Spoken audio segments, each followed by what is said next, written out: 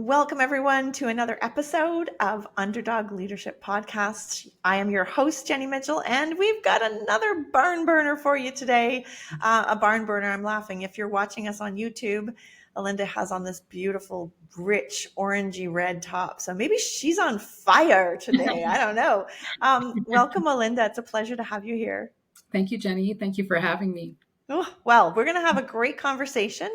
If you're just tuning in, this is season 3 of the podcast. And so you're going to meet Olinda in more detail. She is one of our authors of our collaborative book project.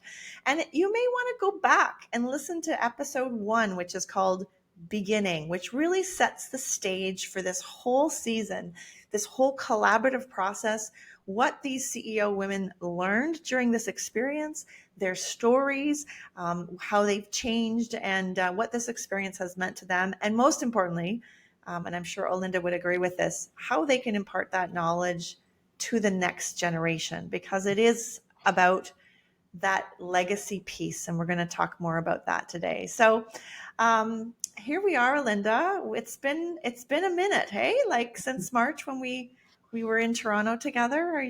I don't know about you, I'm still coming down from the high, and this is a couple months later. Oh, it was so much fun, wasn't it? It was lovely to get to know everyone a little bit, listen to a few of the stories, and just enjoy each other. It was great. Yeah, for sure. And like many of the women, my first question is this lovely question of, what did you think your story was about? Mhm. And what did it actually end up being about? So tell me more. So my story is reflects the glass cliff that Megan wrote about. I was hired in June of 2017 to at an organization, public art gallery, small public art gallery, that I knew had been had some challenges. But what I didn't know was the extent of the challenges. It was quite a crisis. And so my story initially was, I'm going to tell the story because it's important that other people understand what could happen to them. And that was all fine, except my story really became about trust. And it became, not in the general sense of trust, but building trust. How do you build your trust after it's been lost? And of course, it's not personal to me, but to the organization. So really, that's where the story lands. Wow. Trust, I mean, probably is the single most important ingredient for leadership, wouldn't you say? Oh yeah, absolutely. And when you walk into an organization and you're excited, you're thrilled to be there. You're looking forward to meeting new colleagues and understanding community. Except the community trust had been broken, and so it yeah it What was I'm interesting. interrupting you. Sorry. What did it smell like? I always say that these things have a smell, right? So what did it feel like when you come in and you're all kind of rosy and ready for and what was some of the first little clues that you noticed? Well, I was like, oh my gosh, I have a challenge. Woo, hoo, hoo, hoo, hoo. So I was very excited about that challenge, except I truly was in awe. Like, I think I was like the deer in the heads, like going, what? Yeah. Those first few months, because I was truly in shock of what had happened, Yes. where things had landed. Um, and you'll see in my story that I Yeah. talk about how I just boxed everything up and put it into storage because we needed to move forward. So how did it smell? Well, it's an old building, but we did within my first 2 weeks we painted. So, it smelled great after that. Um, Yeah, yeah, it was a time of reflection. Yeah. sure. Mhm. I'd imagine there's a lot of house cleaning too. Like anybody who's new to a leadership role, right? A lot of my clients talk about the 3 years of HR. Did you have that experience as well? So, did I ever? Because there had been a string of EDs prior to me. And so I was dealing with a mess of five filing cabinets. Can you remember filing cabinets? Remember Yes, what I those remember those. are? So sifting through that and just, I needed a blank canvas to really sort of get started and to really sort of focus on rebuilding the organization. Yeah. Mm. For our listeners to get a sense of Olinda, she is one of the classiest women I know. She has impeccable taste. Her contribution, by the way, to the weekend of us coming together was she did all the welcome gifts. And, you know, I do a mean bow. Like I can do a bow on a maybe I'm not the best rapper, but I can do a bow, but I have to give you a taste of what these beautiful packages we had given. I won't tell you what the gifts were, but they were packaged in this beautiful, thick wrapping paper with gorgeous, slightly different each one. The kind of care that she provided to each one of these women as a way to say welcome in a very subtle, understated way, which is also part of hers. Ironically, she wanted to call her story. What did we decide? Understood. Understated. Mm. And then we decided that was Mm. just so much, she Not was so true. much more than that, Well, right? thank you, Jenny. That's lovely. Yeah, I think I'm understated, but apparently I'm not, according to friends and colleagues who are like, "No, you're not understated at all." But I think I am. So, all good Well, things. And I'm yeah. glad you loved the gift wrap. It was Oh just my it gosh. was a lot of fun, and I enjoy. Yes, I enjoy the details, and I enjoy the small gestures. Those are really important. I Yeah. think that it's key.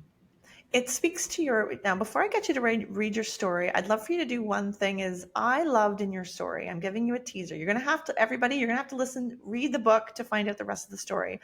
But you did a lovely example analogy of the difference between a public art gallery and a private art gallery. And it was so meaningful to me. Could you share with our listeners the difference? Well, so a public gallery has a responsibility. It's an institution, has a responsibility to the public, to educate, to inspire, um, and to just have offer space to be, and so much more. The dialogue. We could talk about this for a very Yeah. long time.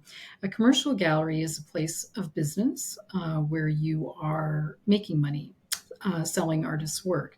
Public gallery often represents the community that it lives in. So, for example, the Art Gallery of Northumberland is in Northumberland County, and that is in Southern Ontario, Eastern Southern Ontario. So, it's very reflective of that. Mm-hmm. Do you want me to say more? Because I don't want to give my story away. Well, But I know. I was like, okay, we'll hold you there. If you're listening and you want to hear more, you'll have to hear Olinda's story. But she is going to give us a little excerpt.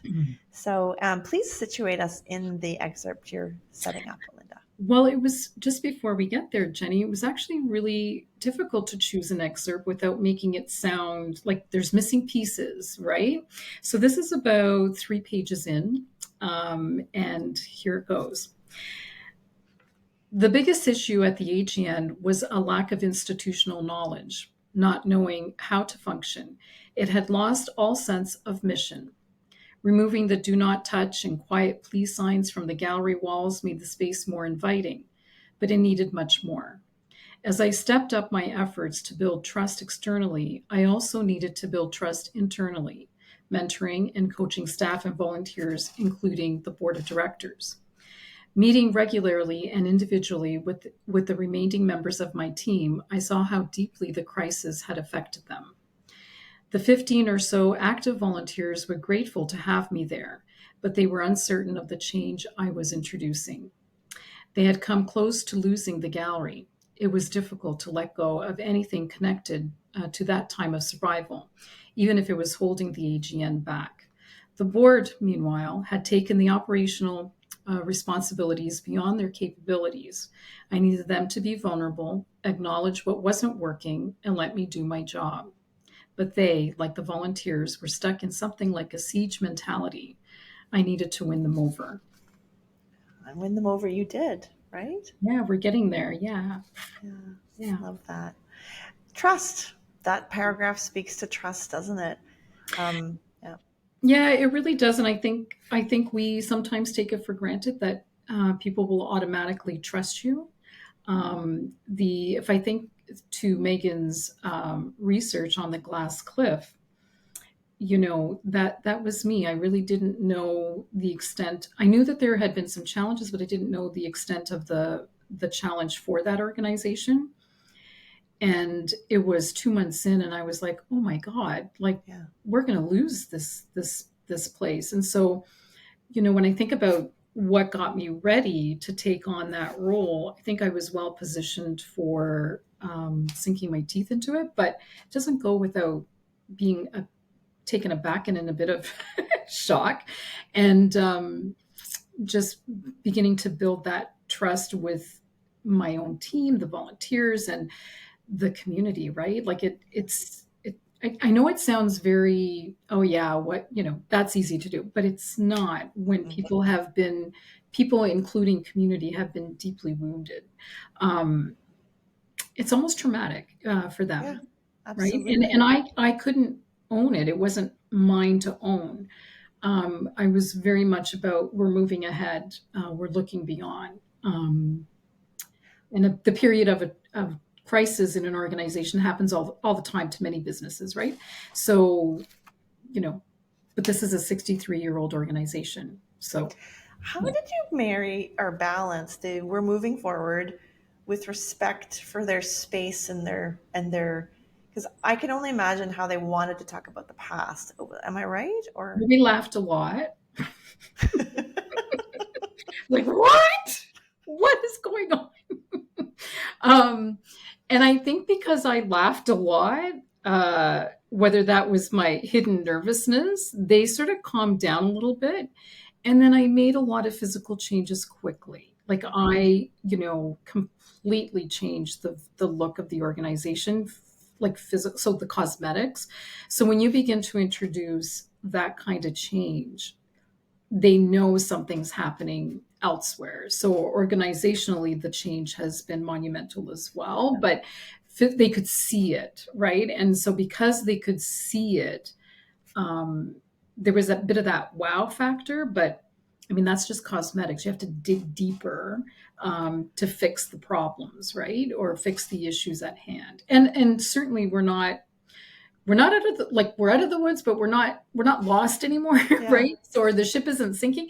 yeah, We have a lifetime of work in this yeah, organization to catch up on and continue to do the good work that my colleagues do. We are the stewards of 1,500 works of art. Like it's an incredible responsibility. yeah, for sure. And after reading your story, I really put that connection. Um, the public space has a responsibility to Mhm. the terroir, right? We talk about the Yeah, terroir in wine, which is where it's grown. And I loved your analogy, without giving too much away, of, your collection reflecting your community, your mhm. collection reflecting your values and what you hold dear. And so, a private gallery can just have what they like on their walls, That's right. Yeah, right? yeah, It's yeah. very different. It's not about that, right? It has to speak. No. And while we present and collect works of art from community, we also go beyond. And I think with an organization that's 63 years old, it's the collection is a bit eclectic, but there are some wonderful representations of community that are valuable to the community. Yeah. Coburg, the town of Coburg is all that. Yeah. It's a great little beach town. Yes, and it really is quite lovely, and there's some Mhm. beautiful food, and Mm. maybe one of the follow-ups from this podcast is people take a wander to Coburg and come see you on the third floor of that beautiful building. What's is that your town It's hall? yeah, that's Victoria Hall. It's a 19 or 1867 build. It is a spectacular building. There's not many of them of that vintage in Canada, so it's definitely worth the drive. Whether it's a day trip, an overnight trip, it's really lovely. It's a lovely community. Love it. Mm. So back to you, because as you all noticed, Linda loves to talk about her work. Talking about herself is something else. When fear and doubt got in the way of expressing yourself, what did you do? How did you move through it? So I'm incredibly grateful to the volunteers, my team, the board, which I transitioned from an operational board to an oversight board.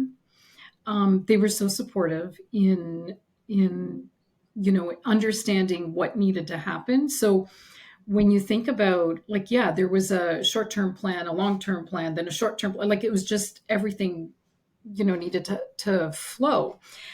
So I can tell you that without their support, like I wouldn't have been able to accomplish nearly what we did. So, and in support, I'm not referencing uh, financial support. I'm referencing the support that one needs to run the business Yeah. and sort of gather and support the initiatives that you want to put forth. The one challenge, of course, was COVID-19. That brought. I mean, we're still recovering from that. That was very unfortunate for an organization like ours. However, when you're given a lemon, you make lemonade, and we, we got through it. But we were really on a very positive track at that time. So yeah, and also, Jenny, the community began to understand again what we were all about. So they started coming back too. And our attendance like just went through the roof. And that was a testament of, okay, we're doing the right thing here and we need to continue on that path. Yeah. Yeah. I have a great quote for trust. Trust equals commitment over time, Yeah. right? Mhm. You can't just snap your fingers. They're watching. The community, to your point, is watching, is observing the choices you're making, trying to decide when to come back, who to mention it to. And Mhm. that's a testament to leadership. I mean, I know leadership involves a whole bunch of people and Yeah. involves a whole bunch of people coming together, but somebody has to hold the torch, and that was you. Yeah, and I think yes, and I also think that they wanted it too. The community, Northumberland County community and Cobra community, are passionate about arts and culture, and so I think there was a sadness when the crisis actually happened, and they really want the organization to succeed, and I feel that in them, and Yeah. I mean in my in my own journey through the arts, I feel it too. Like it's painful to know what happened um, to that organization. So being able to rebuild Mm. has been such a gift. Like it's been wonderful. Mm. And Mhm. it's like many things, they're changed, but you're also changed, Oh, right? absolutely. Yeah. Yeah. It's like we're learning each other. I Right? like that. We're learning about them and they're learning about me. So it's Right. it's good. Yeah. And It's you're speaking too about being open, about, acknowledging, Delphine and I talked about this. I just recorded Delphine's podcast just Mhm. before, and if you're hearing me throw names in and all that stuff, please do go back and listen to the other episodes. When we talk about Megan Rabine, she is the author of our research, that it really is the foundation of this book, and then we put these lived experience stories in between those beautiful pillars. That's all explained in episode 1 and episode 2, so please do go back and listen. But yeah, I love that idea of, we're at a crossroads. Where do we go now together? That nobody has the perfect answer. That was what my story was about. I thought there was a perfect answer. Perfect, Mhm. you know, but really it comes down to you and trusting yourself. So let's go back to this writing process. Was there a moment during the process of writing when something clicked for you? Oh, was that question 6? Let me Yeah. see where my Yeah, that was notes are. question Yes. 5. Yeah, she's looking at her notes. Yes. What clicked with me with this story, as I mentioned early on in our introduction, I thought I had a story. I was going to write the story about the organization, but it became apparent, that whole trust piece, which I did not expect. I Interesting. Sometimes we assume that people will just trust you, so I wasn't expecting that. So once I mind mapped the whole story. And that was really great. That was a fun process because remember, I write grants and policy and thank you notes and things like that. So I writing a story like this one was was a good challenge, Jenny. Yeah. So thank you for that because I think I needed to be steered that way. And that weekend in March was super humbling. Like, you have a fantastic crew of women who have amazing stories to share, and the whole pass it forward or telling your story. You never know who will read it, and even if it's just bits of it that will resonate with someone, to ensure that it's okay. You're not out there on your own. It's Yeah. okay. These things do happen. Yeah. And while my story, is not super sexy, it's a story that I think people can resonate with, and maybe even see themselves in it as well as certain aspects of it. Yeah, for sure. um, Michelle, our editor, spoke about this North Star. And Mhm. that was a phrase I hadn't heard before. This idea that everything in the story that we include, and to your point, I write a lot of fundraising copy. I write a lot of pithy blogs. Not that I Mhm. think my work is pithy, but Yeah. short, to the point, succinct, get your thought across. And so I agree with you. This idea of expressing yourself and actually collecting your thoughts. I love that you mind mapped it. And then Michelle challenged us to say, well, only include the things that are tied to your North Star. So I Mhm. can imagine you with this sort of scrim of, okay, what talks to trust? What are the Yeah. components of trust? Is that kind of how you built it out? And last question, two parts. What was the hardest part about the writing of the story? Like, where did you get stuck? So I got stuck at the end because, I submitted my story and it was, relatively good, but I didn't really talk about myself. So this is where that understated part comes in. I know that I find it challenging to talk about myself, and I don't know why, because we're all, where we should be. Um, so I did find those last couple of paragraphs a challenge, but I think they read okay. And Mm-hmm. I was glad to be able to write them because I acknowledged an area that I hadn't acknowledged in the story. So I was happy about that. I almost feel relieved as Mm-hmm. opposed to like, because we're really putting ourselves out there, right? Because these are personal stories to us, and personal stories to our organization, or personal stories to one's experience. So there's a vulnerability there that I don't often address vulnerability in public. So, um, and it was okay, like Yeah. it's going to be okay. So yeah. Yeah. Well, and if you're listening and you're hearing this beautiful voice of Olinda, she is a gem. And some of these understated leaders, to use that language, are doing overstated work. And part of my mission in life, part of my desire is to not necessarily level the playing field, but maybe shine some light on some of those incredible leaders. I believe that those people, those underdogs, we've used that phrase before, the people who are quietly doing things in the under the shadows, elevating people, encouraging people. Mentorship is a theme of this book. They are perfectly positioned to lead. Mhm. Olinda, you were the perfect profile to show up at that gallery and make that trust and change happen. I can only imagine what it would have been like if Mr. or Mrs. Shiny Pants showed up and said, it's all about me. But also acknowledging as underdogs our natural skills. I think that's also very hard for us because we think everybody does this well, right? I thought everybody could curate a room and bring women together. Like, this is my natural gift, so I underplay it. So I love, love, love that you're owning this here today. By the way, you are owning this. Well, thank you. And you are the one who provided this gift to me and to the rest of the women. So that opportunity in itself, I think, is something to acknowledge, right? Because I don't really know of many books like this one. And so I'm super excited about the title of the book. Yeah, I know. I know. And just reading the rest of the stories, fully. So Yeah. yeah, I'm excited about it.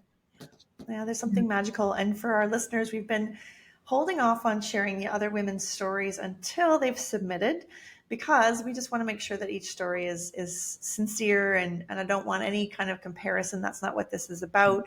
And giving you all space to collect your thoughts, which is in this crazy, busy, pingy world, is such a gift. And there's been so much talk about the um, you can use the word healing, you can use the word sinking into yourself, you can use the word deepening or knowing of who you are and how you work through this process. And that's been a really, I didn't expect that, Olinda, actually. Mhm. Mhm. That was one of these beautiful byproducts that that has just been the gift that keeps on giving, I have to say. Well, I remember at our dinner in March, at that wonderful restaurant, in which, it's, to me, it amazes me how this happens organically, where one, like, we took over the restaurant, but one long table, right, with I think there was 13 or 14 of us in total, but the women, sort of divided themselves into two groups on their own, and it was magic. Like, it just worked so beautifully. And Yeah. I think when you have a group of highly charged, powerful women in a room like that,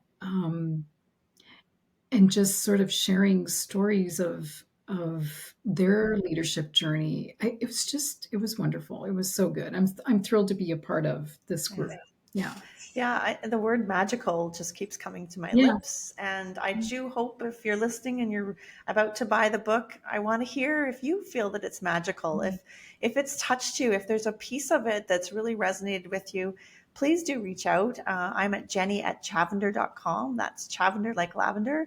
You can find Olinda at the Art Gallery of Northumberland on through her website. She's also on LinkedIn. I guess my final question, you've sort of spoken to it a little bit, but I'm curious where you take this one. The collaborative aspect, how did it shape the experience for you? so I think the vulnerability aspect, just listening to the other stories, I realize that my story is important. And I think that when we were together, like, I really didn't know. I was excited about being there, and I really didn't know how it was going to flow with 12 women that you've never met. Of course, you're leading. So, Jenny, I knew you. But I think that weekend really, especially the breakout rooms that we had, and understanding who these women were, and it allowed me to sort of say, okay, the story needs to be told, because hopefully it'll never happen again. But there are things there that will resonate with with others in the future, whether they're in an arts organization or in any not-for-profit. Yeah, Not-for-profit as well as I do. yeah. Um, yeah, so I hope that it will resonate, and I'm happy to discuss the story as well. If folks want to connect, that's perfectly fine.